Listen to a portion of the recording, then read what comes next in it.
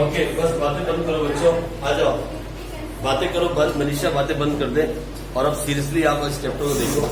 हम ऑलमोस्ट इस चैप्टर के एंड पे हैं, ऑलमोस्ट। हमने अभी तक जो किया वो बेसिक बातें जो हमने अभी तक सीखी, जो नोट्स हमने लिखे, वो सारे के सारे नोट्स काम आएंगे आपके। बीकॉम में भी काम आएंगे, यहाँ भी काम आएंगे, ठीक है जी।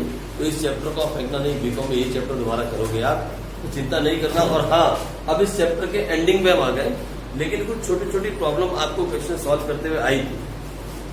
जैसे आपने देखा प्रोविजन फॉर डाउटफुल डेब्ट्स का क्या करेंगे, इन्वेस्टमेंट प्रोटेक्शन फंड का क्या करेंगे, वर्कमैन कंपनसेशन को कैसे डील करेंगे। तो आज की क्लास के अंदर मैं आपको सारे वो केसेस करा देता हूँ। Cases related to workman compensation reserve, cases related to provision for doubtful debts, और फिर cases related to investment fluctuation fund. ये तीनों केस मैं आपको आज करवा देता हूँ, ताकि इसके बाद आप सारे क्वेश्चन कर सको, ठीक है जी। आ जाओ, सबसे पहले स्टार्ट करते हैं केसेस ऑफ WCR। हम ट्रीटमेंट भी करेंगे और एंट्रीज भी करेंगे। जनरल एंट्री कैसे पास करनी है वो भी, और ट्रीटमेंट कैसे वो भी, ठीक है। दोनों बातें देख लेते हैं एक ही बारी में। आ जाओ, सबसे पहले स्टार्ट करें। मैं केसेस देखता हूं, ज्यादा बड़े केस नहीं है, 4 ही केस है छोटे छोटे से।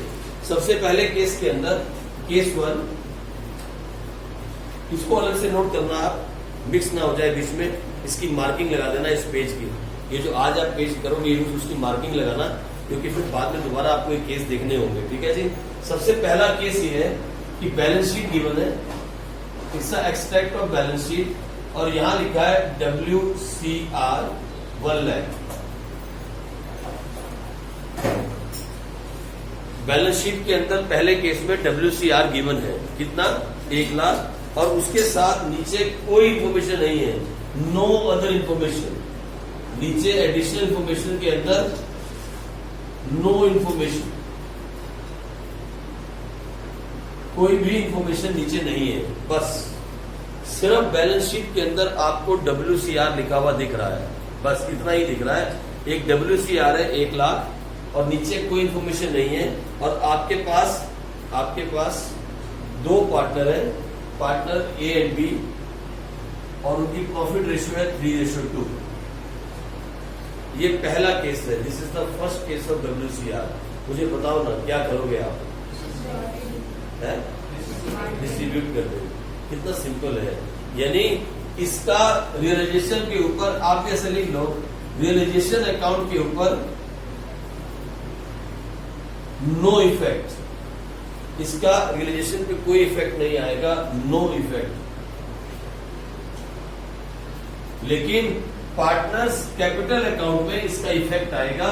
हम क्या करेंगे, पार्टनर्स कैपिटल अकाउंट के अंदर, ये पार्टनर्स कैपिटल अकाउंट है, ये है A और B, this is A, this is B, और हम यहां क्या लिखेंगे, बाय WCR। और क्या रेशियो कितना है, नहीं कितना है बताओ ना, 60,000 40,000।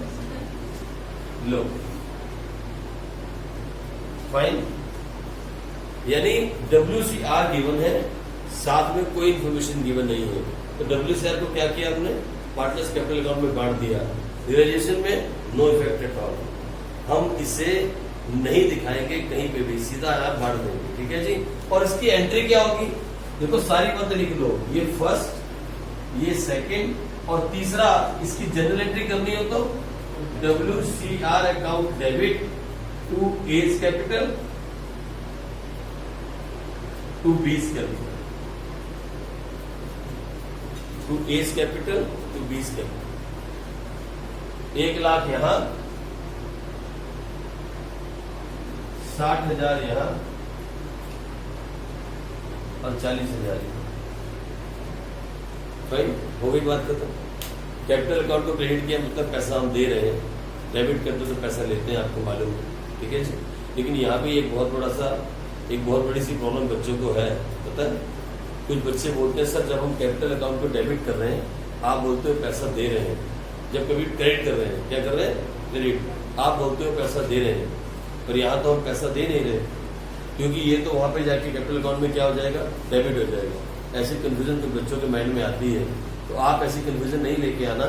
कभी कभी इसकी एंट्री करके देखना लेजर पोस्टिंग क्या होती है। देखो आप कभी देखा आपने लेजर पोस्टिंग की है ना 11th क्लास में, जिसका हम लेजर बनाते हैं उसका नाम कभी नहीं आता। और दूसरा जो उसके अपोजिट होता है वो अपोजिट डायरेक्शन में जाता है। ये दो ही बातें मैंने आपको सिखाई थी लेजर के अंदर। लेजर में दो ही बड़ी बातें थी। तो जिसका लेजर बना रहे हैं उसका नाम नहीं आएगा, ए और बी के में उसका नाम नहीं आ रहा है कैपिटल अकाउंट में। जिसका नाम उसके अपोजिट है WCR, वो उसकी अपोजिट डायरेक्शन में जा रहा है bye WCR।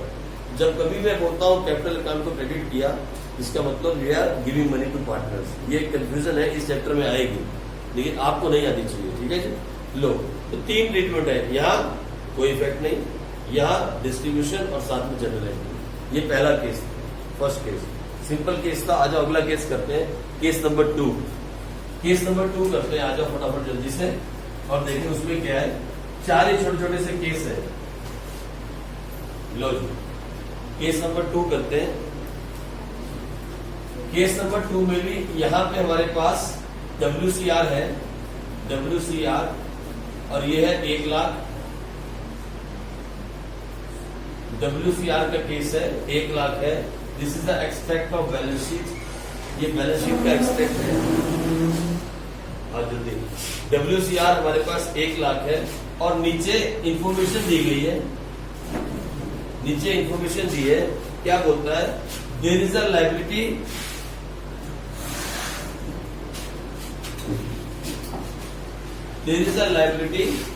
of rupees 60,000 towards workman compensation claim। ठीक है जी। इस बार 1 लाख रुपए का WCR है और 60,000 के नीचे लायबिलिटी दी है। जैसा कि कल हमने क्वेश्चन किया था, ऐसा ही एक क्वेश्चन हमने कल किया था जब आप एंट्रीज कर रहे थे। हमने इसका एक क्वेश्चन किया था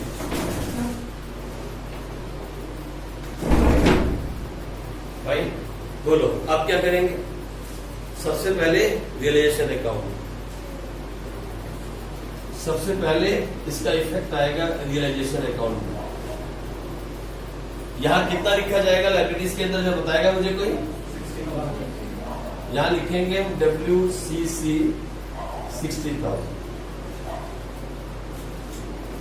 फाइन, पहला इफेक्ट तो ये आएगा, WCC लिखा जाएगा। और फिर इसकी पेमेंट चाहे बोली हो चाहे ना बोली हो, हम इसकी पेमेंट भी करेंगे।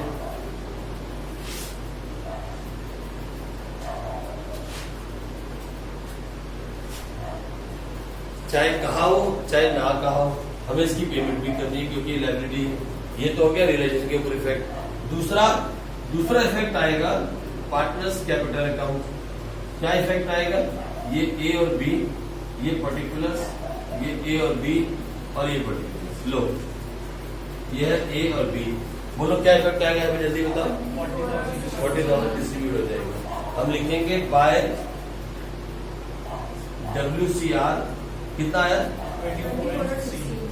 24 और 16 है। लो, 1 लाख में से 60,000 तो लायबिलिटी में चले गए और 40 बचे हुए की पेमेंट हो गई। अब इसकी एंट्री क्या होगी, मैं सारे इफेक्ट एक साथ बता रहा हूं, बार बार नहीं, सारे इफेक्ट एक साथ। रिलेशन में क्या इफेक्ट आएगा, कैपिटल में क्या इफेक्ट आएगा और एंट्री क्या होगी। अब जब एंट्री की बात आएगी तो क्या होगा, WCR account debit to WCC to A's capital to B's capital. हमारे पास 1 लाख का रिजर्व था, सेम काम कर रहे जो पहले किया है आपने। 60,000 यहाँ चला गया, 24,000 यहाँ हो गया और 16,000 यहाँ चला गया। ये इसकी एंट्री पास हो गई। 1 लाख में से 60 चला गया क्लेम में, बचा हुआ 40 बांट दिया गया। और तो कोई बड़ी कहानी है नहीं। ये इसका सेकंड केस है। कुछ है इसके अंदर बताओ। यहाँ पे जो नई बात आप कर रहे हो वो ये रियलाइजेशन अकाउंट वाली कहानी है, बाकी तो कुछ है नहीं। ये काम तो पहले भी करते आए आप 2 चैप्टरों में, सेम कहानी कर रहे हो। बस ये थोड़ा सा नया है, यहाँ पे पेमेंट करनी है, यहाँ पेमेंट करनी जरूरी है क्योंकि यहाँ बैलेंस शीट नहीं है, नहीं पेमेंट दिखा देनी है। वहां पे आप क्या करते थे याद है, नीचे बैलेंस शीट में दिखाते थे लायबिलिटी, यहाँ पेमेंट करनी है ना, इतनी सी पेमेंट। ये इसका इफेक्ट है। 3 इफेक्ट पड़ेंगे, आप ही लिख लो। पहला यहाँ, दूसरा यहाँ और तीसरा इसका जनरल है। बेटे देखो पहला पूरी एंट्री का क्वेश्चन आएगा। पूरा क्वेश्चन में आ सकता है एंट्री का, तो इसलिए आपको आना चाहिए ना क्या हो सकता है ना, हमें सारा कुछ आना चाहिए। लो आगे चलते हैं, बंद कर दो इसको, बंद कर दो। अरे वो जाने वाली बेचारी चली जाएगी, हम आपको प्यार नहीं किया नैन्सी से, आ जाए नैन्सी ऐसे कर रही है, ऐसे चली जाएगी बेचारी। आप सूखे हलवे के बारे में सोचा करो, सारे बस सोचा करो खाने पीने वाले में, कुछ लोग एक रोटे में भी काम चला लेते हैं, हमारी जैसे 10 भी खा जाते हैं। आज की इडली बनाई मैडम ने, मैंने पता कितनी इडली खाई है, सच्ची बोलता हूँ आपको, झूठ नहीं कहूंगा, कम से कम भी 30। ठीक सर, ये देखो किताब का, ये देखो किताब का हाथ रखे नहीं, मैं ये किताब पे हाथ रखे झूठ से यार, मेरे हाथ में विद्या है, मैं झूठ बोलूंगा, बोलो 30। अरे नहीं, जो साइज होता है इडली के बाउल आता है वही इसी में बनती है, चावल होता है इसमें। हाँ इट्स नॉर्मल इडली साइज है। 22 अजीत ने खाई, 30 मैंने खाई। आ जाओ केस 3। ऐसे खाते हैं, शुरू से हम ऐसे खाते हैं। आ जाओ इधर, ओए बस बस केस 3 में आओ। केस 3 ये रहा, इधर आ जाओ, ये रहा case 3। This is balance sheet का एक्सट्रैक्ट दिया हुआ है, ये WCR है, फिर 1 लाख, ये 1 लाख दिया हुआ है, this extract of balance sheet 1 lakh है। नीचे बोलता है एडिशनल इंफॉर्मेशन में there is a liability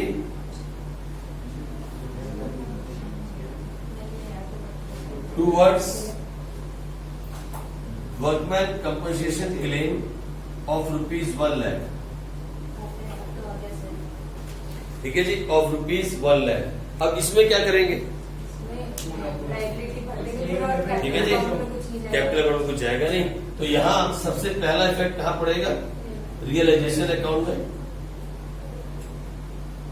realisation account में पहला इफेक्ट यहां पड़ेगा, और यहां जहां आप सबसे पहले लायबिलिटीज उतारते हो, यहां आप उतारने वाले हो WCC, और वो भी कितना, 1 लाख,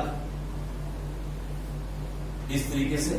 और कोई कहे ना कहे, आपको तो मालूम है अच्छे से, इसकी पेमेंट करनी भी जरूरी है। WCC आप यहां पेमेंट कर दो 1 लाख।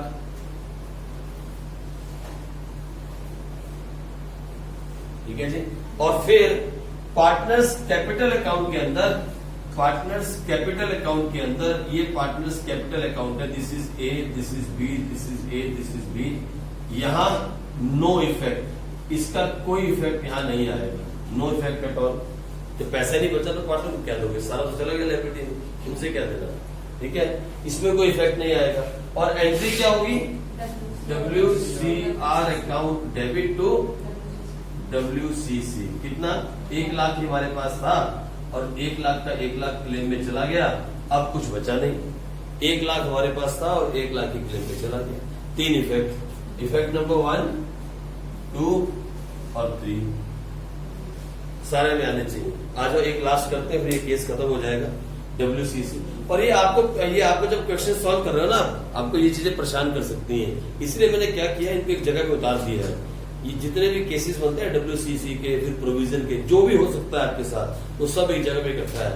इससे ज्यादा WCC आपको WCR परेशान नहीं करेगा, इससे ज्यादा जितने भी क्वेश्चन आपके पास है, 60-70 जो भी क्वेश्चन है, इससे ज्यादा नहीं है। ठीक है जी, आ जाओ, चलो आगे बढ़ते हैं, केस 4 करते हैं। ये केस 4 है, केस 3 आपने उतार लिया, इसका केस 4 करते हैं। फिर वही बात है, हमारे पास फिर से बैलेंस शीट है, फिर से WCR है, और ये 1 लाख है। फिर नीचे एडिशनल इंफॉर्मेशन में दिया गया, देयर इज अ लायबिलिटी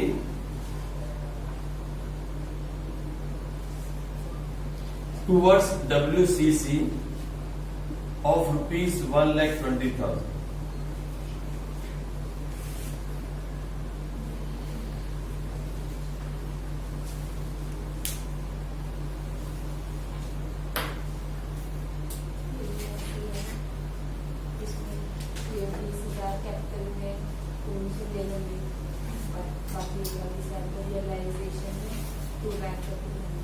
लो, इसमें अब क्या करोगे आप, तो सबसे पहला इफेक्ट कहां पड़ेगा, रियलाइजेशन अकाउंट में। सबसे पहला इफेक्ट पड़ेगा रिलेशन अकाउंट में। यहाँ नोट करने वाली बात है, यहाँ पे पॉइंट टू बी नोटेड है। Okay, wish you happy birthday. आ जाओ, पहले बात पेपर करते हैं। इधर आओ, ये नोट करना है, सुनो मेरी बात। ओ शांति, फाइन नोट करो, बड़े काम की बात है। सबसे पहले यहाँ जो लायबिलिटी है, यहाँ पे आप लिखोगे WCC। मालूम है कितना? कोई बोलेगा कितना? बस यही नोट करना है, 1 लाख। कितना लिखोगे? 1 लाख, क्योंकि आपके पास मैक्सिमम रिजर्व कितना है? 1 लाख। लेकिन जब पेमेंट करोगे, जब आप पेमेंट करोगे यहाँ टू बैंक, आप लिखोगे WCC 1,20,000। ऑटोमेटिकली 20,000 पार्टनर से निकल गया।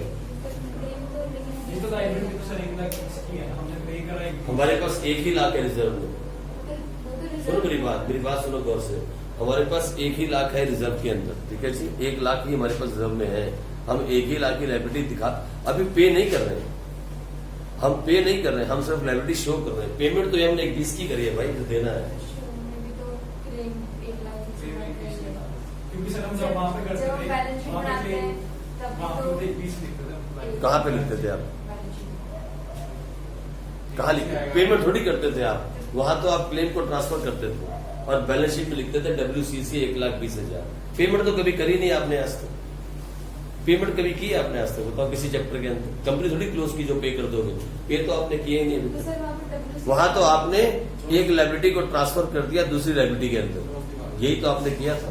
WCR को हटाया, WCC को लगा दिया, यही काम आप करते आए हो अभी तक। कहीं पेमेंट करी आपने? कहीं भी पेमेंट नहीं करी। पेमेंट तो आप कर रहे हो क्योंकि कंपनी बंद हो रही है। Now the company is closing, so you have to pay that. Sorry, वहाँ पे पेमेंट करते हैं। कहाँ पेमेंट एक बार भी नहीं की कहीं?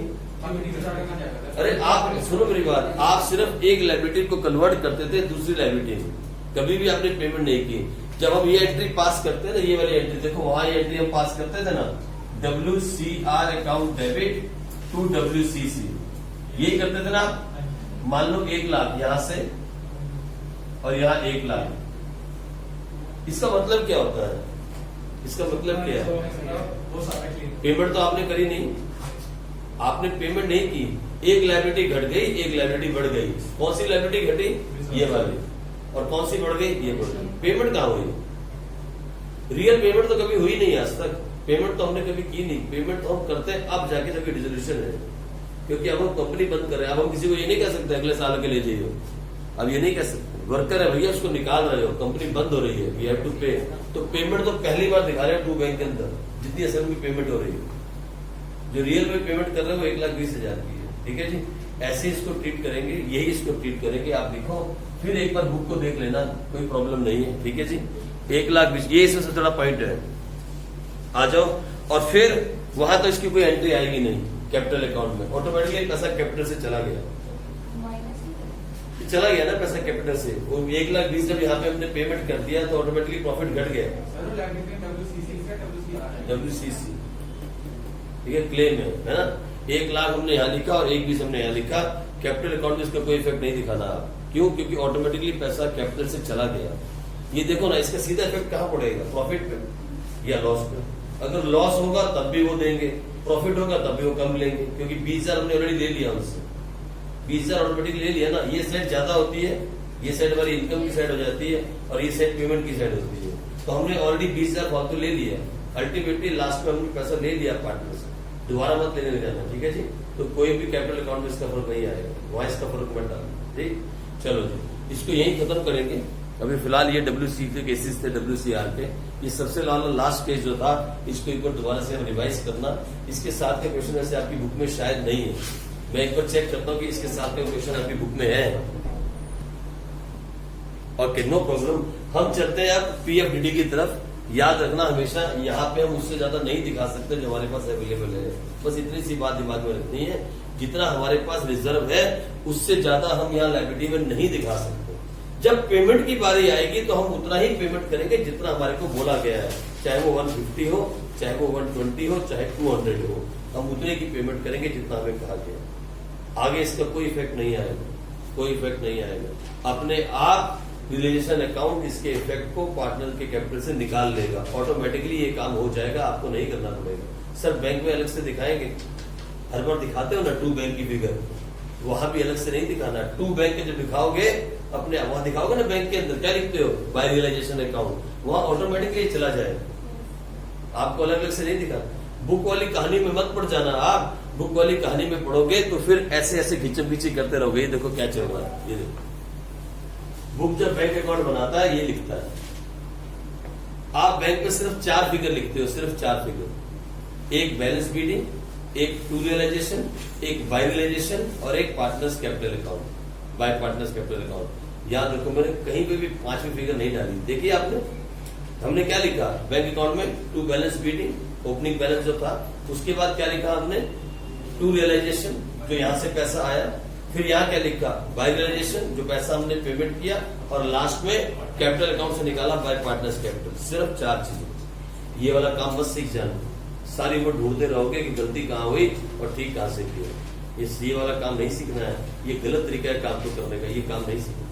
हाँ मेथड वही है जो हम कर रहे हैं, लेकिन थोड़ा सा लिखने का स्टाइल डिफरेंट है, प्रेजेंटेशन डिफरेंट है। इसके अंदर गलती नहीं ढूंढ सकते आप किसी भी बात में अगर हो गई, और वहां पेपर के अंदर ऐसा मेथड यूज करो जिसमें बाई चांस मिस्टेक हो जाए तो you can find the mistake and you can rectify. ऐसा काम करना है हमारे को, ठीक है जी। तो वही करना जो मैंने जैसे आपको कहा, ये वाले काम से और रियलाइजेशन अकाउंट भी ऐसा नहीं बनाना। आप खोल के देखो रियलाइजेशन अकाउंट कितना खतरनाक बनाया है उसने, एक बार खोल के देखो, इतना खतरनाक रियलाइजेशन अकाउंट बना रहा है वो कहीं पे कुछ भी लिख देता है और फिर उसके बाद उसको अलग अलग करता फिरता है। बाय बैंक की फिगर से कभी इकट्ठी निकाली नहीं, टू बैंक कभी इकट्ठी निकाली नहीं। आप खोल के देखो, देख रहे हो कैसा बनाया है? सुनो मेरी बात, ये देख रहे हो कैसा बनाया उसने अकाउंट। भाई ऐसा अकाउंट बनाओगे तो क्या होगा मालूम है, फिर बाद में आपको प्लस करना पड़ेगा बैंक में कितना पैसा आया, फिर प्लस करना पड़ेगा बैंक से कितना पैसा दिया, यही करते रह जाओगे। फिर आप एक ही बार टू बैंक के नीचे लिखो जो पेमेंट की, एक ही बार बाय बैंक लिखो जो पैसा आया, सीधा फिगर को उठाओ और सीधा बैंक अकाउंट में ट्रांसफर करो। बस यही काम है करने का तरीका। अकाउंट इज एन आर्ट, लेकिन पता नहीं डी के गोयल जी को क्या हो गया, वो कभी कभी ऐसे काम कर देते हैं, ठीक है, ऐसे काम कभी कभी करते हैं, आप नहीं करना, ठीक। आओ आगे करें, केसेस आगे बढ़ाएं, इसको खत्म करें और चले पीएफडीडी की तरफ। किसकी तरफ? पीएफडीडी। ये भी आपको परेशान कर रहा है। पीएफडीडी माने प्रोविजन फॉर डाउटफुल डेट्स। पीएफडीडी की तरफ चलते हैं, ये भी है प्रोविजन फॉर डाउटफुल डेट्स। इसके भी केसेस करते हैं जो आपको डिस्टर्ब कर रहे हैं। इसका पहला केस करते हैं, केस 1, फटाफट से। केस 1, सबसे पहले केस में आपके पास ऐसे, जो आपने क्वेश्चन नंबर 4 किया होगा या 3 किया होगा, ऐसे बैलेंस शीट के अंदर यहां लिखा होगा डेप्टर्स, और वो डेप्टर्स मान लो 40,000 है, और नीचे लिखा होगा माइनस पीएफडीडी, और ये मान लो 1800 है, 1800, और ये फिगर है 38,200। ऐसी एक बैलेंस शीट आपको गिवन है, this extract of balance sheet. ऐसी एक बैलेंस शीट में आपके पास फिगर होगी। जिन बच्चों ने क्वेश्चन अटेम्प्ट करने की कोशिश की होगी उनको ऐसा ही दिखा होगा, ऐसा ही सेम दिखा, ठीक है। ये अमाउंट भी है ये, अच्छा क्वेश्चन से तो नहीं, ये सेम अमाउंट है, 1800 सेम अमाउंट है। लो फिर ऐसा आपको नजर आया होगा और आप घबरा गए होंगे कि पीएफडीडी के साथ क्या करेंगे, ठीक है। अब सुनो मेरी बात, सबसे पहला ट्रीटमेंट लिखो आप, और हाँ इधर देखो नीचे नो अदर इंफॉर्मेशन, कोई और इंफॉर्मेशन नहीं है। तो सबसे पहले रियलाइजेशन अकाउंट में क्या करेंगे, हम यहां सारे के सारे असेट्स लिखते हैं, कोई कहे ना कहे हम यहां असेट्स लिखते हैं, और यहां लिखा जाएगा डेप्टर, कितना 40,000, 40,000 जैसे लिखते हैं। और प्रोविजन फॉर डाउटफुल डेट्स लिखा जाएगा लायबिलिटी के अंदर, लायबिलिटी में प्रोविजन फॉर डाउटफुल डेट्स, और ये हो जाएगा हमारा कितना 1800। फाइन, इतना ही। मेरी बात सुनो, एक मेरी बात सुनो, कभी जिंदगी में आप बैलेंस शीट बनाओगे ना बड़े होके, जब बड़े हो जाओगे कंपनी बजट बनाओगे, तो ये असेट्स में से माइनस करके पीएफडीडी ना दिखा के आप इसे ऐसा भी लिख सकते हो,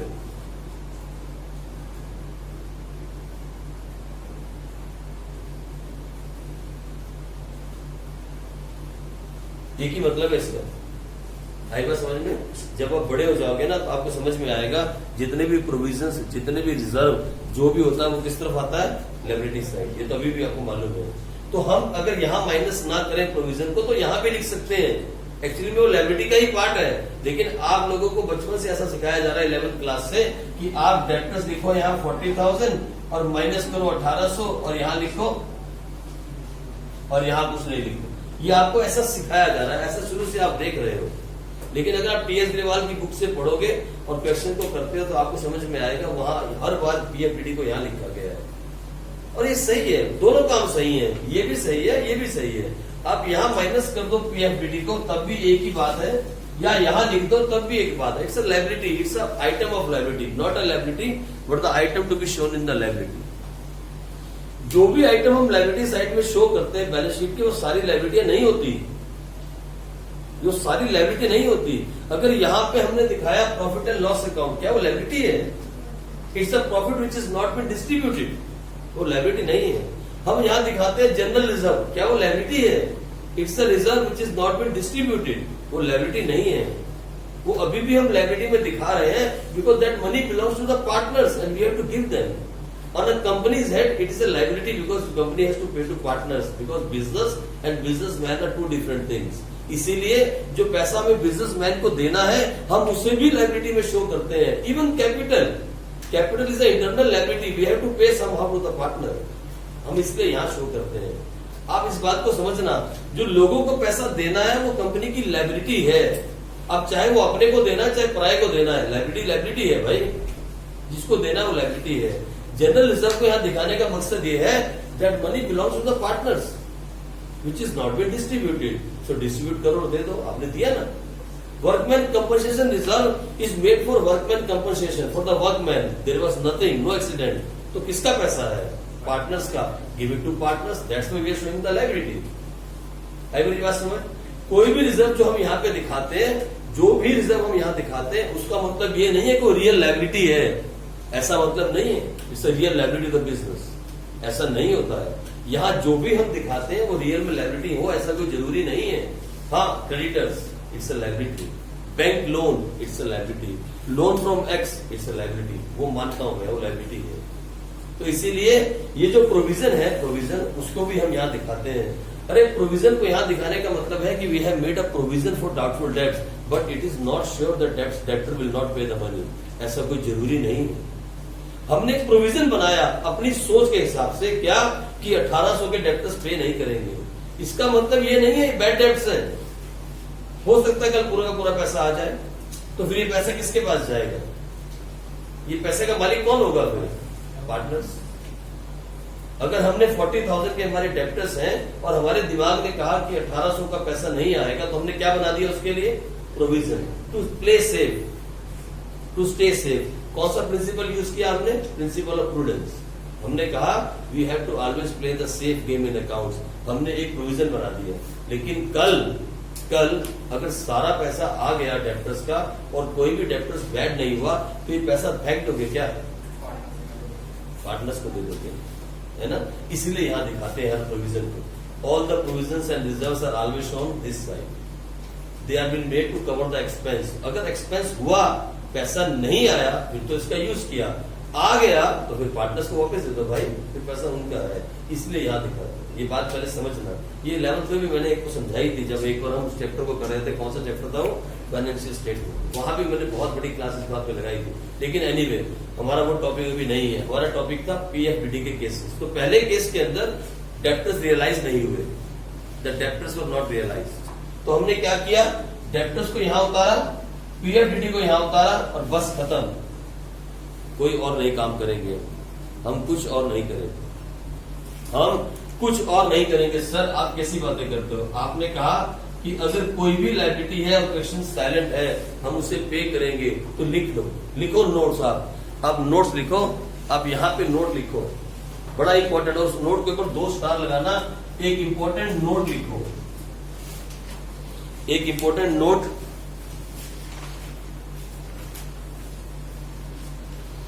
लिखो। एनी प्रोविजन कॉमा या ऑब्लिक कर लो, कॉमन ही ऑब्लिक कर लो। एनी प्रोविजन, ये बहुत इंपॉर्टेंट नोट है, इस चैप्टर का तोड़ है ये, इस चैप्टर का तोड़ मान लेना इसको आप। इसमें बहुत सारे बच्चे कंफ्यूज हैं इस वाले नोट में। Any provision oblique fund oblique reserve created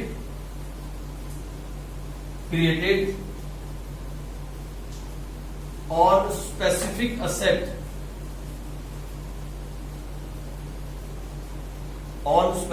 asset are credited to realization account. Any provision oblique fund oblique reserve created on a specific assets are credited to realization account. पहले यहां तक लिखो, but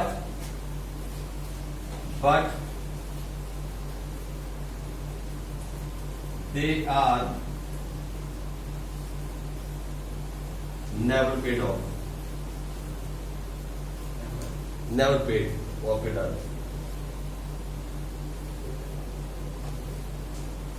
हम इन्हें कभी पे नहीं करते, हम इन्हें कभी पे नहीं करते, हम इन्हें पे नहीं करते। और उसका रीजन ये है बिकॉज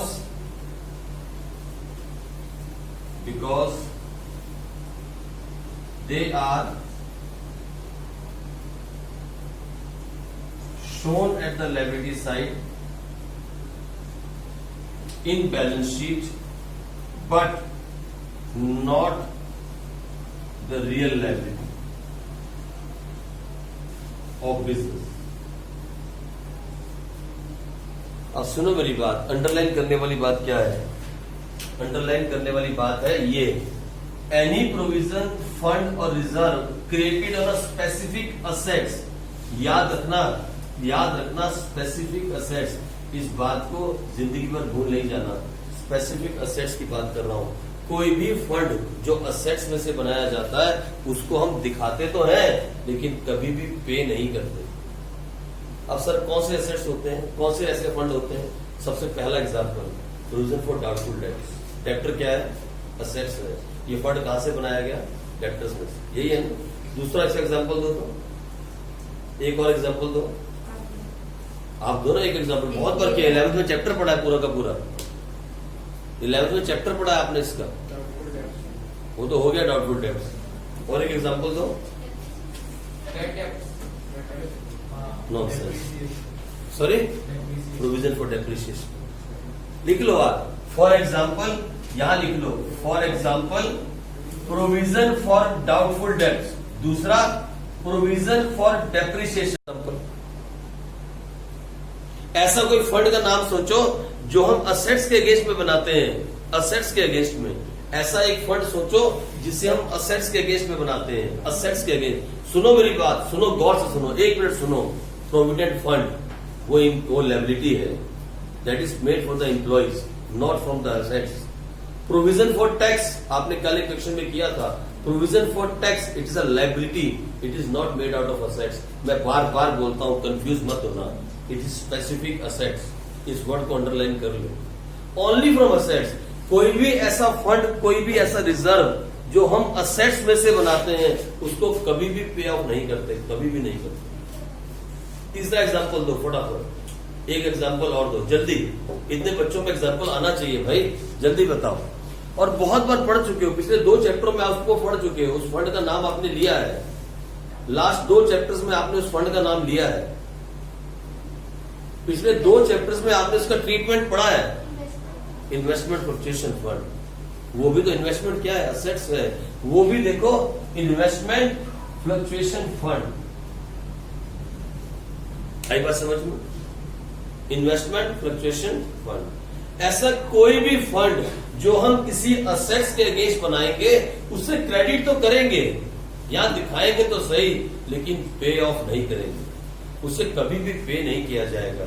सुनो मेरी बात, फिर से सुनो। प्रोविजन फॉर टैक्स वो एक लायबिलिटी है, वो असेट्स के अगेंस्ट नहीं बनाया गया। प्रोविडेंट फंड वो भी एक लायबिलिटी है, वो असेट्स के अगेंस्ट नहीं बनाया गया। मैं बार बार बोलता हूं, बार बार 100 बार बोलता हूं, which are created against a specific asset. जो भी ऐसा फंड है जो किसी असेट्स के अगेंस्ट में बनाया गया, हम किसी भी हालत में उसे पे बैक नहीं करते। क्यों? क्योंकि वो रियल लायबिलिटी नहीं होते, वो रियल लायबिलिटी नहीं होते, इसलिए हम उन्हें पे बैक नहीं करते, हम उनकी पेमेंट नहीं दिखाते। याद रखना, ये सबसे बड़ी मिस्टेक है डिसोल्यूशन के अंदर, जो 90% बच्चे करते हैं। 90% बच्चे इसी मिस्टेक को दोहराते हैं पेपर के अंदर। यहां लिखेंगे पीएफडीडी और यहां उसकी पेमेंट कर देंगे, बस क्वेश्चन गया। इतने से गलती आएगी क्वेश्चन, बाद में नहीं मिलेगा, और मिल भी जाएगा तो गलत कर देगा। अगर मिल भी जाएगा तो वो गलत कर देगा। आई मेरी बात समझ? मैं क्या बोलता हूं, 90% बच्चे, 100 में से 90 बच्चे इस गलती को दोहराते हैं। वो ये बात समझ नहीं पाते, ये वाला फंड असेट्स के अगेंस्ट में बनाया गया है। कौन सा फंड? पीएफडीडी। कौन सा fund? PFD, provision for depreciation. कौन सा फंड? Investment compensation fund. ठीक है जी, मेरी बात सुन रहे हैं आप? समझ गए मेरी बात आप?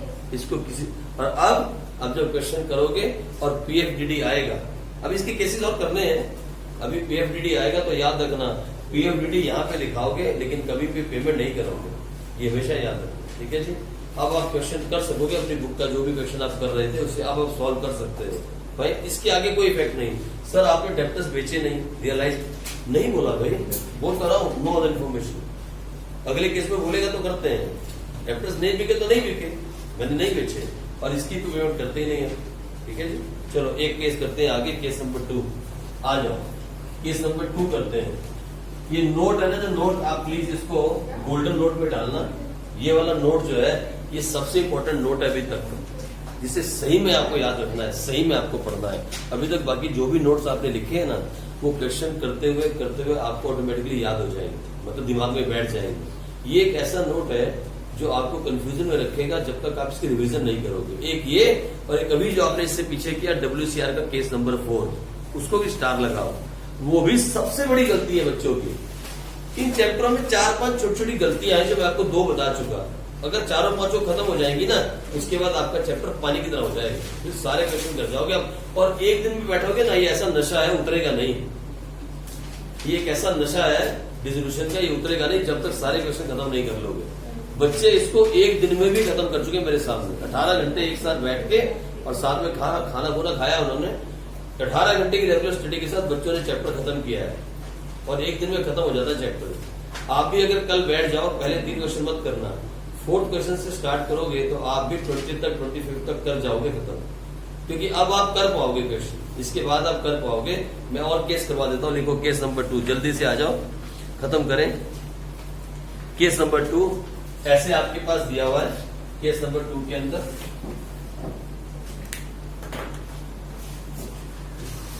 ये केस 2 है। ऐसी एक बैलेंस शीट दी है,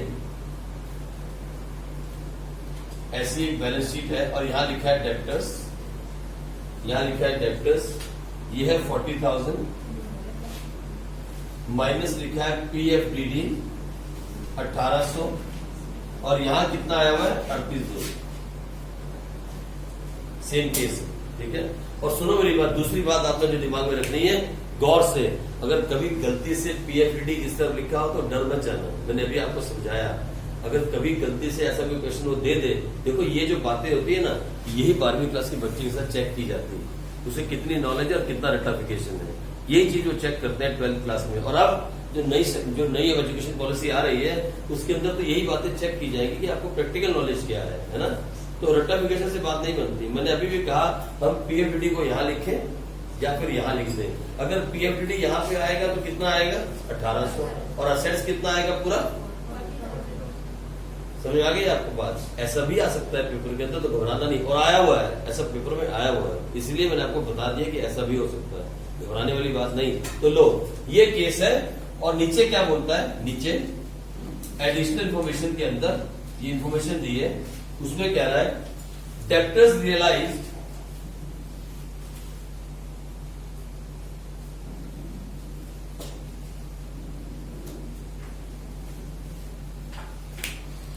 पता है क्या, अकाउंट जो है ना, अकाउंट सब मिक्स्ड है। ये 11th और 12th क्लास का अकाउंट, एक्चुअली 11th क्लास का बहुत बेसिक क्लियर होना जरूरी है 12th क्लास के लिए। जगह जगह पे 11th क्लास का अकाउंट है ना, वो 12th क्लास में यूज होता है। बहुत सारी बातें ऐसी हैं जो 11th क्लास के बच्चों को मैंने सिखाई है। जो बच्चे पढ़ने वाले बच्चे उस बात को याद रखते हैं 11th क्लास के अंदर। 11th क्लास में मैं इतना डेप्थ में अकाउंट्स पढ़ा रहा हूँ, अगर आप 11th की वीडियो देखो बहुत डेप्थ के अंदर जाते हैं, बहुत ज्यादा। क्योंकि मुझे मालूम है 11th का पढ़ा हुआ बच्चा आगे सारी जिंदगी मार नहीं करता अगर ढंग से पढ़ जाए, क्योंकि पहली क्लास है ना, वहां ये सारी बातें मैंने समझाई हुई है। तो लो ये केस है, बोलो क्या करोगे, क्या करोगे? डेप्ट रियलाइज हुए, हाँ तो क्या करेंगे? ये लो आप कर लो फटाफट से। क्या ये रियलाइजेशन अकाउंट है, और यहां क्या लिखोगे आप? पहले यहां क्या लिखोगे? असेट्स के अंदर डेप्टर 40,000, और यहां क्या लिखोगे? लायबिलिटी में कितना? और उसके बाद क्या करोगे? यहां लिखोगे बाय बैंक, और यहां डेप्टर्स कितने दोगे?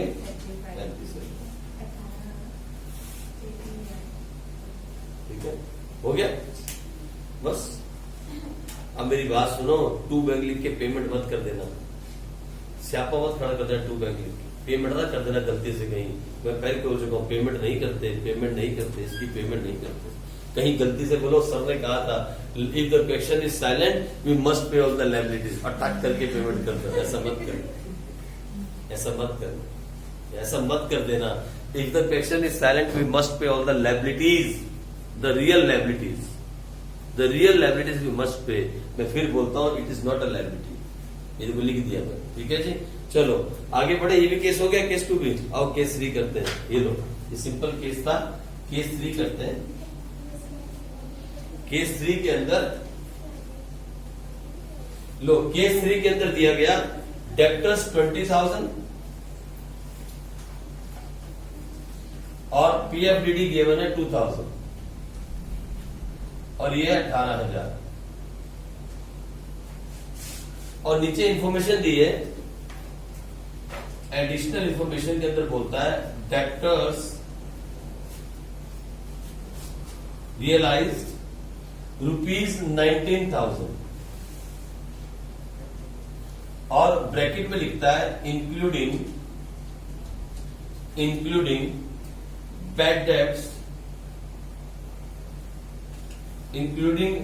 Debts recovered ₹6,000। लो, ऐसे भी आपको डरा सकता है वो, ऐसे भी आपको डरा सकता है।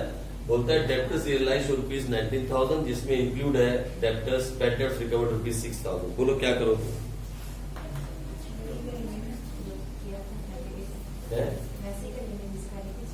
हाँ सेम, कोई प्रॉब्लम नहीं है। देखो बनाओ, आप बनाओ रियलाइजेशन अकाउंट, और यहां लिखोगे डेप्टर्स असेट्स के अंदर। डेप्टर्स कितना? 20,000। यहां लायबिलिटीज के अंदर लिखोगे पीएफडीडी कितना जी? 2,000, और यहां बाय बैंक में कितना लिखोगे? डेप्टर्स 19,000। जब बाहरी लिख लो एक ही आइटम में, लो डेप्टर्स 19,000। टोटल पैसा डेप्टर से जो आया वो 19,000 था, उसमें 6,000 इंक्लूड था पिछला बैटर। हमें क्या लेना यार, हमें क्या लेना? हमें तो टोटल पैसे से मतलब कितना पैसा डेप्टर से आया। 19,000 रुपया डेप्टर से आ गया, हमने 19,000 रियलाइज कर दिया। कंपनी बंद हो रही, आगे के इफेक्ट नहीं देखते हैं। इंक्लूड है, आ रहा एक्सक्लूडिंग वाला केस, ठीक है, इंक्लूड है। इसमें पैसा 6,000 ऑलरेडी इंक्लूड है जो हमने रिकवर किया किससे? अगर हाँ ये एक्सक्लूड होता, मान लो अब आपने पूछा एक्सक्लूड होता, यहाँ लिखा होता debtor realise ₹19,000 excluding bad debts recovered ₹6,000। तो टोटल पैसा कितना आया डेप्टर से? टोटल पैसा कितना आता? 19,000 तो हमारे पास डेप्टर रियलाइज हुए। 20,000 के डेप्टर में से 19,000 के बिक गए, और एक मिनट रुक जाए, 20,000 के डेप्टर्स थे, 19,000 के तो ऑलरेडी बिक गए, 19 आ गया, और 6,000 और आया जो पिछला हमने रिकवर किया। तो क्या दिखाते हैं? 25,000। 19 + 6 25,000। खुद से दिमाग लगा के सोचो आप, अगर एक्सक्लूडिंग लिखा होता तो हम क्या दिखाते? 19 + 6 25। टोटल पैसा कितना आता है यहाँ पे? है? अगर मान लो ये केस होता, इंक्लूडिंग की जगह यहां लिखा होता एक्सक्लूडिंग, ठीक है, ऐसा मान लेते, अभी तो इंक्लूडिंग है ना, मतलब 20,000 के डेप्टर्स थे, वो 19,000 हमारे पास आए, उसमें 6,000 वो भी है जो हमने बैड डेट्स रिकवर किया पिछला, तो टोटल पैसा कितना आया आपके पास, तो हमने कितना दिखाया 19,000, ये तो हो गया इंक्लूडिंग वाला केस। अगर मान लो देता debtors realise rupees 19,000, excluding bad debts recovered rupees 6,000, एक तो 19,000 के डेप्टर्स बिक गए, वो हमारे पास पैसा आया, प्लस 6,000 वो आया जो हमने पिछले कई डेप्टर्स थे, बैड डेट हो चुके थे, उनसे हमने रिकवर किया, तो टोटल पैसा कितना आया 19,006 25। तो फिर मैं यहां कितना दिखाता, बस इसमें क्या बड़ी कहानी थी, लैंग्वेज का ट्विस्ट है तो कुछ भी नहीं है। इंक्लूड मतलब 19 में सब कुछ है, और एक्सक्लूड मतलब उसके अलावा 6 और आया, 19 से 25 है, ठीक है। अब चाहे इसको आप केस बना लो, चाहे इसको इसी केस में लिख दो, बात तो एक ही है भाई। चलो अगला केस करते हैं, एक और केस है इसका, कितने केस हो गए 3, ओके आ जाओ एक और करते हैं, लो ये एक और केस करते हैं, केस नंबर 4। देखो ये केस से मतलब ये है, आपको केस का क्वेश्चन नहीं आएगा, केस करवाने का मतलब ये है कि ऐसे ऐसे केसेस आपको इसमें आ सकते हैं ताकि आप कंफ्यूज ना हो। मैं एक जगह इकट्ठे करवा रहा हूं आपको, ताकि एक बार आप स्टडी करोगे तो सब रिवाइज हो जाए भाई। इसके बाद फिर डेप्टर्स है आपके पास, मान लो 17,000 और यहां दिया हुआ 15,000, ठीक है जी। और यहां नीचे लिखा है एडिशनल इंफॉर्मेशन के अंदर debtors of rupees 5,000 proved bad.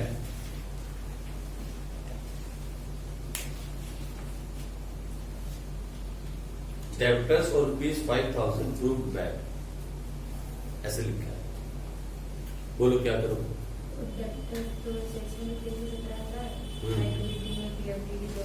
मैं आप जैसा करो वैसा कर रहा हूं, अब बोलते जाओ।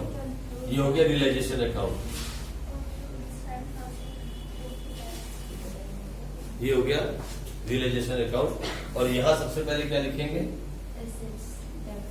असेट्स में क्या लिखोगे, डेप्टर्स कितने 17,000, यहां लिखोगे लाइब्रेरीज के अंदर PFDD कितना 2,000, और फिर यहां बारी आएगी बाय बैंक, बोलो क्या फिगर डालू, सोचो सोचो कितना डालू, बाय बैंक में कितनी फिगर डालू, डेप्टर्स के लिए मैं लिख देता हूं डेप्टर्स कितनी फिगर डालू, कौन बोलता 12, अपने हाथ खड़े करो आप जो बोलते 12,000 की फिगर आएगी, लो 17,000 के डेप्टर, 2,000 का PFDD हमारे पास है, 15,000 टोटल डेप्टर्स यहाँ दिखा रहे हैं बैलेंस शीट में, 2 का PFDD है, और बोलता है debtors of rupees 5,000 proved bad, 12 में फिगर आएगी, तो 2 हाथ वहां खड़े हो गए 12,000, हाँ जी 3 4 सारे 12 पे आ गए, तो लो फिर 12,000 ही आएगा, ठीक है। आप लैंग्वेज के टेस्ट में फंसोगे नहीं, 12,000 ही आएगा, दिमाग में वो वाली कहानी मत लाना, हमारे पास पहले इतना प्रोविजन पड़ा है, कुछ रोज कहानी मत लाना, ये कंपनी बंद हो रही है, यहाँ ज्यादा नहीं सोचना, we are closing the business, ठीक है जी, हम इस फॉर्म को बंद कर दें, ये लो तो आ गया 12,000 हो गया। चलो अब अगला केस और करते हैं, एक केस और, केस नंबर 5, बस बेटे 1-2 केस और, तो डर गए क्या, लो ये है debtors 22,000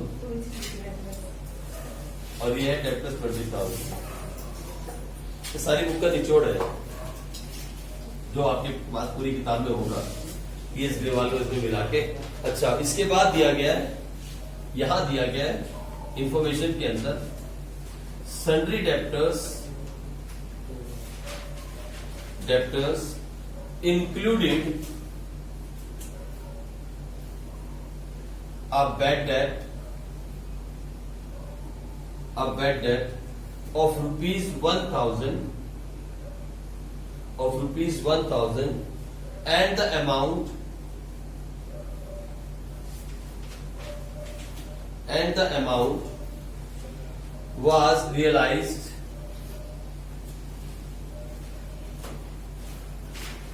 amount was realized from the good debtors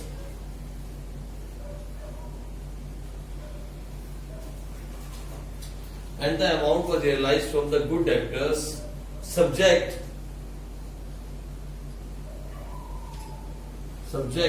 to a cash discount of 10%. लो कितना घुमाएगा आपको यार, इससे मतलब लैंग्वेज ट्विस्ट है, कहानी कुछ भी नहीं है, बस बना दी है कि बच्चे डर जाए पढ़ के।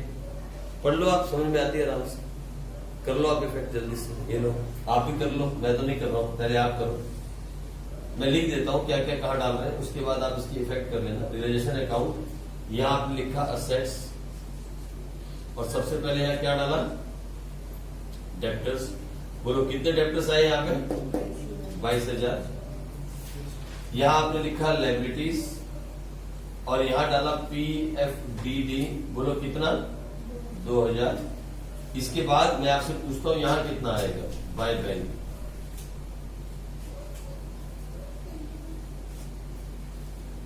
बोलो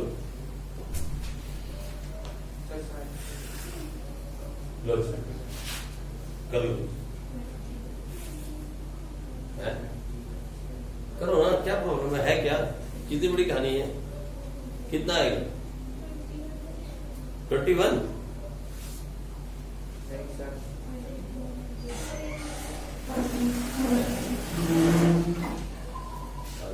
21 तो नहीं आएगा, 2200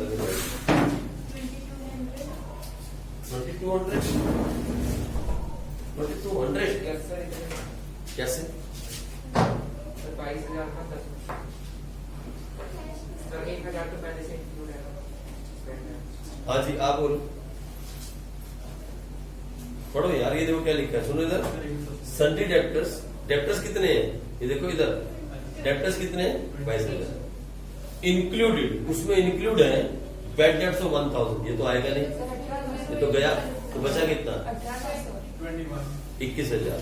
और क्या बोलता है, at the amount was realise, जो बच गए हुए फ्रॉम द गुड डेप्टर्स, कितने थे good debtors, subject to a cash discount of 10%। तो 21,000 का कैश डिस्काउंट कितना हुआ, 10%, 2100। तो कितना पैसा आया, 18,900, 18900, 18,900 कितना आया, ये आ रहा ना, लो मतलब लैंग्वेज का ट्विस्ट है। आपको मैं वो सिखाना चाहता हूं कि PFDD में वो कितना गिर सकता है, आपके साथ क्या क्या गेम खेल सकता है, इससे ज्यादा नहीं खेल सकता।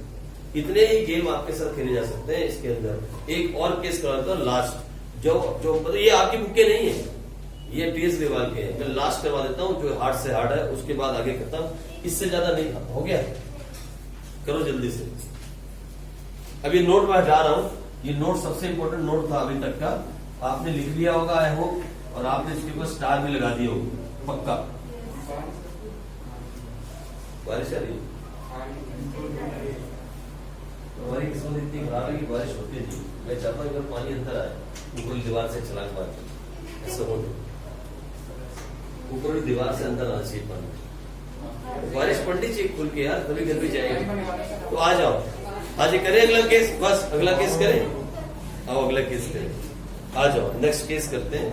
लो देखिए, फिर मैं सोचता हूँ कुछ घर ऐसे हैं जो नीचे की तरफ का क्या होगा, फिर मैं छोड़ता छोड़ यार, नहीं होना चाहिए, आ जाओ।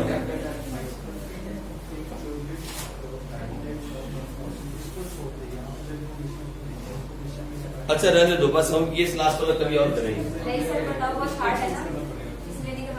नहीं सुनो मेरी बात, सुनो मेरी बात, सुनो इधर, सुनो मेरी बात इधर, अब मेरी बात सुनो, मेरी बात सुनो इधर गौर से। हमने 5 केस किए, प्रोविजन फॉर डाउटेड डेट्स के हमने 5 केस किए, वर्कमैन कंपनसेशन के 4 केस किए, उसमें चौथा केस बहुत इंपॉर्टेंट था। और इसके अंदर भी हमने सीखा, सबसे बड़ी बात ये सीखी कि PFDD को हम पे नहीं करते, किसी भी हालत में वापस पे नहीं करते। नॉट ओनली PFDD, कोई भी ऐसा प्रोविजन जो हम असेट्स के अगेंस्ट बनाते हैं उसको पे नहीं करते। फाइन, अब लास्ट एक छोटा सा रह गया, क्योंकि अगर मैंने नहीं करवाया ना तो फिर आप क्वेश्चन सॉल्व नहीं कर पाओगे, और वो है इन्वेस्टमेंट फ्लक्चुएशन फंड। आ जाओ, 2 ही केस है, छोटे छोटे से लिखो फटाफट जल्दी से। इसके डेप्टर्स के नहीं, एक केस है वो आपको नहीं आता बेटे, रहने दो, कंफ्यूज क्यों कर रहे, सारों मैं आपको करवा दूंगा बाद में अलग से सबको जो अलग बच्चे हैं। ये देखो case of investment fluctuation fund low. Provision का मतलब डेप्टर्स बैड नहीं होते। प्रोविजन मतलब हमने अपने आप को सेव किया हुआ है। ये लो इधर आ जाओ, cases of investment fluctuation fund, ठीक है जी। इसके दो ही केस हैं, दो ही केस।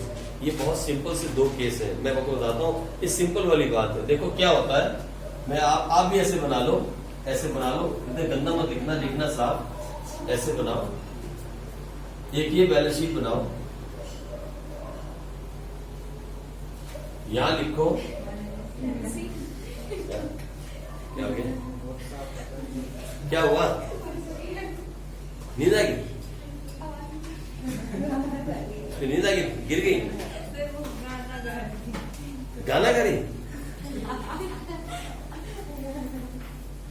वाह धन्यवाद हमारे जो आप बता रहे। देखो इधर देखो, इधर देखो, मेरी बात सुनो।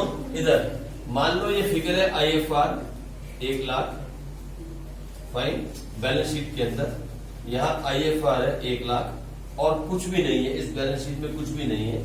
और यहाँ एक और बैलेंस शीट है, यहाँ एक और बैलेंस शीट है, ये सोएगी तो कैसे पड़ेगी यार।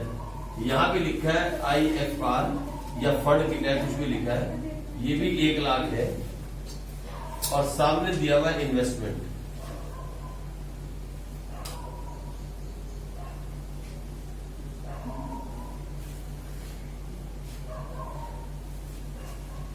ठीक है, सामने दिया इन्वेस्टमेंट, ये 2 लाख और नीचे इंफॉर्मेशन में दिया है इन्वेस्टमेंट रियलाइज्ड इन ₹2,50,000। दो केस है, सिंपल सी बात है, दिमाग में रखने वाली बिल्कुल सिंपल सी कहानी है। ठीक है, अब सुनना मेरी बात, इधर देखो, मैंने अभी आपसे कहा कोई भी फंड जो हम बनाते हैं किसके अगेंस्ट, किसके अगेंस्ट, असेट्स के अगेंस्ट, उसको कभी भी पे नहीं करते। मैंने अभी आपसे कहा, ठीक है, याद रखना। अब मैं आपको समझाता हूँ IFR के साथ क्या होता है। इसे IFR कहो या IFF कहो, एक ही बात है। इन्वेस्टमेंट फ्लक्चुएशन फंड हो या इन्वेस्टमेंट फ्लक्चुएशन रिजर्व हो, एक ही बात है। देखो अब ये वाली कहानी है, 2 तरह के केस आ रहे हैं यहाँ पे पूरी बुक में और कुछ के अलावा नहीं है। ठीक है, यहाँ दिया हुआ IFR और सामने कुछ नहीं है, मतलब कुछ नहीं, मतलब असेट्स हैं लेकिन इन्वेस्टमेंट नहीं है। मेरी बात गौर से सुनना, यहाँ IFR है, नैन्सी जाग जा और वो आगे आ जा, फिर पढ़ेंगे, देखिए उसके बाद क्लास के बाद। इधर सुनो, IFR दिया हुआ है पेपर में, क्या दिया है यहाँ बुक में IFR दिया है, लेकिन सामने इस तरफ असेट साइड में इन्वेस्टमेंट का नाम नहीं है। बाकी असेट्स हैं, मशीन है, बिल्डिंग है, फर्नीचर है, लेकिन इन्वेस्टमेंट नहीं है। सुनना मेरी बात गौर से, मेरी बात गौर से सुनना, गौर से। यहां IFR है या IFF है, एक ही बात। ठीक है, इन्वेस्टमेंट फ्लक्चुएशन फंड यहां पे है 1 लाख लायबिलिटी साइड में, और असेट साइड में इन्वेस्टमेंट का नाम कहीं भी नहीं दिख रहा। पूरे असेट्स को आप रीड करोगे तो इन्वेस्टमेंट वहां नहीं है। इस वाले केस में क्या करेंगे, इस वाले केस के अंदर जब हम रियलाइजेशन अकाउंट बनाएंगे तो कोई भी इफेक्ट कहीं भी नहीं जाएगा। आई बात समझ? जब हम रियलाइजेशन अकाउंट बनाएंगे तो कहीं कुछ नहीं लिखेंगे, ना IFF ना IFR, कुछ नहीं लिखेंगे। सीधा सीधा इसे हम क्या करेंगे, डायरेक्ट क्या पार्टनर्स के कैपिटल अकाउंट में डिस्ट्रीब्यूट कर देंगे, A और B, और लिखेंगे बाय इन्वेस्टमेंट फ्लक्चुएशन फंड 60,000 और 40,000, जो भी रेशो होगी। ये तो मैंने एज्यूम किया। मेरी बात सुनना गौर से, मेरी बात गौर से सुनना। Only and only with this fund I am talking about IFF, investment fluctuation fund, there are two things can happen. एक, there is only fund given but the investment is not given. Investment नाम यहां नहीं है, there is nothing called investment, ऐसा नाम assets में नहीं है। तो फिर हम IFF को यहां रियलाइजेशन में नहीं दिखाते, सीधा डिस्ट्रीब्यूट करते हैं। आई बात समझ में? अब आ गया दूसरा केस, वो देखो केस, यहां IFR भी है और सामने इन्वेस्टमेंट भी है और इन्वेस्टमेंट रियलाइज भी हो रही है। तो इस केस में हम क्या करेंगे, अगर ये रियलाइज नहीं भी हो रही तब भी ऐसा करती है, देखो ऐसा करते हैं। फिर हम इस केस में क्या करेंगे, हम लिखेंगे रियलाइजेशन अकाउंट, यहां लिखेंगे असेट्स के अंदर क्या, इन्वेस्टमेंट, कितना बोलो ना, कितना 2 लाख, और यहां लायबिलिटीज में क्या लिखेंगे, IFR कितना 1 लाख, और फिर यहां बाय बैंक में कितना लिखेंगे, बाय बैंक में इन्वेस्टमेंट,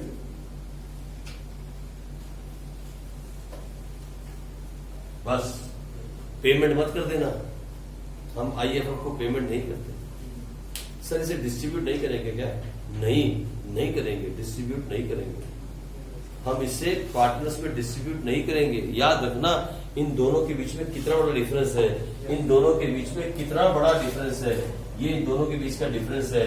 जब यहाँ IFF है और इन्वेस्टमेंट नहीं है तो हम सीधा पार्टनर्स कैपिटल अकाउंट में डाल देते हैं, सीधा। यहाँ IFR है और सामने इन्वेस्टमेंट लिखी है तो हम इन्वेस्टमेंट को यहाँ रिकॉर्ड करते हैं, IF को यहाँ रिकॉर्ड करते हैं। जो इन्वेस्टमेंट रियलाइज हुई तो यहाँ, अगर ना रियलाइज होती, मान लो ये ना होता तो ये नहीं आता, कोई प्रॉब्लम नहीं, ये तो रियलाइज हुई तो ठीक है ना। लेकिन हम फिर IFR को बांटते नहीं, बस यहाँ लिखा और छोड़ दिया, उसके बाद कुछ भी नहीं होता, उसके बाद इसका कोई इम्पैक्ट नहीं पड़ता। सर हम इसे बांटते क्यों नहीं, अगर आप थोड़े बड़े हो जाओगे और सोच के देखोगे, थोड़ा बड़ा सोचो, थोड़ा सा बड़ा सोच के देखो। मैंने आपको एक बात समझाई थी पहले चैप्टर में इंटरेस्ट ऑन ड्राइंग को लेकर, थोड़ा बड़ा सोच के देखो। ये पैसा जो मैंने यहाँ लिखा इधर क्रेडिट साइड में, वो अल्टीमेटली जाएगा कहाँ, सोच के देखो, प्रॉफिट में जाएगा, तो पार्टनर्स के पास पहुंच जाएगा। हम बार बार ये बात पढ़ते हैं और मैडम पढ़ाती है interest on drawing we have to charge from a partner, we have to charge from a partner, सही है। लेकिन अल्टीमेटली हम इंटरेस्ट ऑन ड्राइंग जब चार्ज करते हैं वो पैसा जाता कहाँ है, पार्टनर्स के पास ही जाता है, उनकी प्रॉफिट शेयरिंग रेशियो में। यही वाली कहानी समझो, जो कुछ भी यहाँ क्रेडिट साइड में दिख रहा है ना, वो अल्टीमेटली एट लास्ट पार्टनर के पास ही जाने वाला है, क्योंकि जितना ज्यादा क्रेडिट होगा उतना ज्यादा प्रॉफिट होगा, और जितना ज्यादा प्रॉफिट होगा वो A और B में ही बटेगा। सोच के देखो, बड़ा सोच के देखो आप, वो बुक वाली बातें मत रट्टाफिकेशन करो कि हम ऐसे करेंगे तो ऐसे नहीं करेंगे। हमने जब यहाँ IFR लिखा, वो अल्टीमेटली पहुंच जाएगा अपनी जगह पे जहां उसको पहुंचना है, वो वहीं जाएगा जहां उसको जाना चाहिए। कहा, पार्टनर्स के लिए, वो पार्टनर्स के पास ही पहुंच जाएगा, वो पहुंचेगा पार्टनर्स के पास ही, लेकिन इस तरीके से, ठीक है जी। तो ये इन्वेस्टमेंट फ्लक्चुएशन फंड के 2 छोटे छोटे केस थे। आज बहुत बड़ी बड़ी बातें आपने सीखी हैं जिन्हें रिवीजन की सख्त जरूरत होगी। एक, the cases related to WCR, secondly the cases related to PFDD, and तीसरा the cases related to IFF, investment fluctuation fund. ये 3 बड़ी बड़ी बातें आपने आज की क्लास में सीखी हैं, और विश्वास मानना बिना 5 बार रिवाइज किए ये आपके अकल में नहीं जाने वाला, आपको इनको रिवाइज करना है। और जब इनके प्रैक्टिकल क्वेश्चंस करोगे, जैसे आप कर रहे थे, कौन सा क्वेश्चन था वो, क्वेश्चन नंबर 4, वहां केस आया था पहला पीरियड, अब आप उसे सॉल्व कर जाओगे, अपनी गारंटी आप सॉल्व कर जाओगे आप, ठीक है। सॉरी, मैं बता देता हूँ, छोटा सा एक टॉपिक बता देता हूँ। इन केसेस को आप सामने रखना और उसके बाद सॉल्व कर जाओ, ठीक है।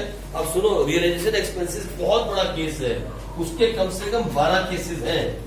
जब हम बात करते हैं ना रियलाइजेशन एक्सपेंस की, रियलाइजेशन एक्सपेंस जो है उसके 12 केसेस होते हैं।